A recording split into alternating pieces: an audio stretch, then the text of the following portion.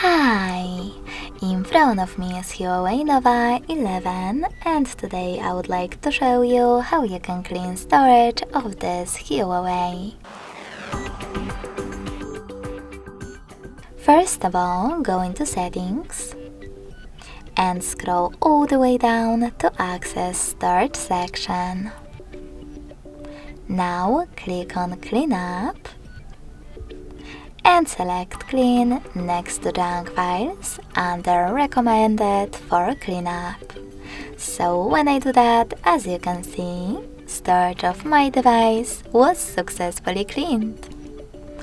Thanks so much for watching. If you enjoyed this video, don't forget to leave a like, comment and subscribe.